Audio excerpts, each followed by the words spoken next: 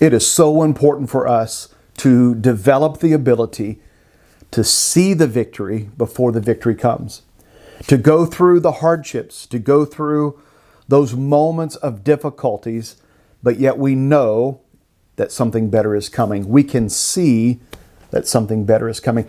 How many times throughout God's Word does He challenge us? Does He motivate us, encourage us to use our faith, to walk in faith, to believe, to have hope, to trust?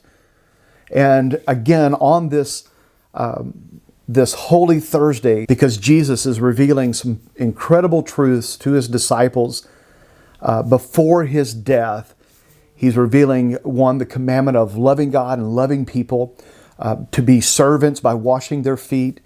He's breaking bread and the cup, passing the cup, the bread and the wine, His body being broken, His blood being shed for us. He's showing them and revealing to them a new covenant. All of those things are very, very important.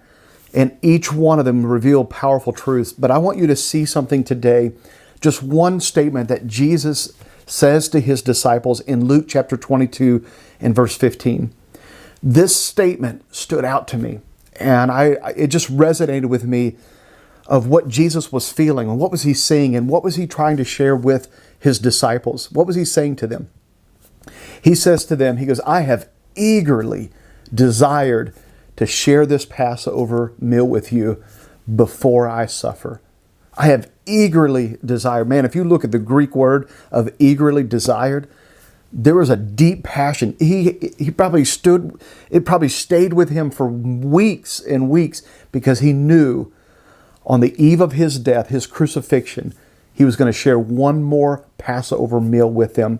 And this would be a memorable, it would be something covenantal changing. It would be Christ revealing Himself in an incredible way to them.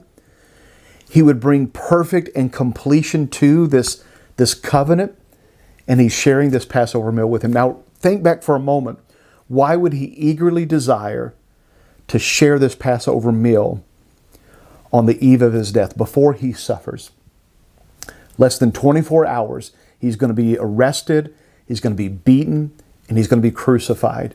Could Jesus be saying to His disciples, the whole point of this Passover meal is to remember?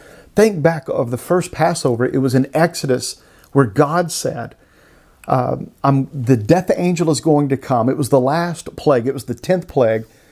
The children of Israel are still in Egypt. They're still slaves. They have not been free yet. They have not been delivered. They have endured oppression. They're witnessing plagues. I'm sure there was a lot of fear and anxiety. They have cried out to God for years for deliverance.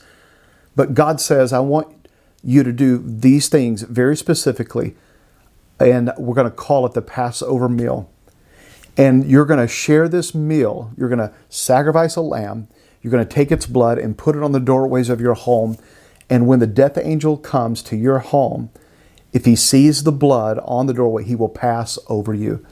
Now remember, God was giving them instructions about this Passover meal before the deliverance.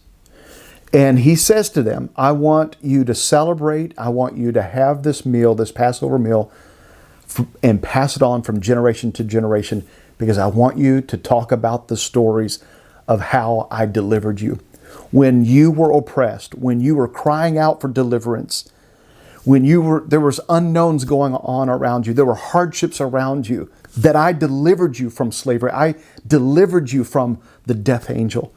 That God was saying, I want you to celebrate this before the deliverance happened. I wonder if Jesus was saying to His disciples, let's share these stories one more time of how our ancestors were freed from slavery, how they were oppressed. But God, His great story of redemption, once again testifies to us, speaks to us that God is a deliverer.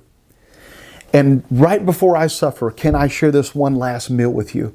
Can we remember why I'm about ready to be beaten? Why am I about ready to give my life and hang before the world and shed my blood? Is it to complete and be the perfect sacrifice of deliverance from people's sins, their bondage of sin, the captivity of slavery, that I will complete once and for all. I will be the perfect sacrifice and the completion of this covenant, that God is still giving us this story of deliverance, that He is redeeming us. So I pray on this Holy Thursday, this Maundy Thursday, as you're taking communion, as you take the bread and break it and eat it, as you take the cup and remember that it was His blood shed for you, that you will remember that maybe in the moments of your oppression, maybe your depression, maybe your hardships that you're going through, that God is still speaking to us on this Holy Thursday, that He is a God who always delivers. He is a God who will always show up in your crisis, that He is the one through Christ that can give us hope when we are in hopeless situations. I don't know what you may be going through. I don't know how your world has been rocked. But I know that there are many challenges that we can go through, and it feels like the whole world is caving in on us. But can I just tell us one more time that He's still a God who delivers?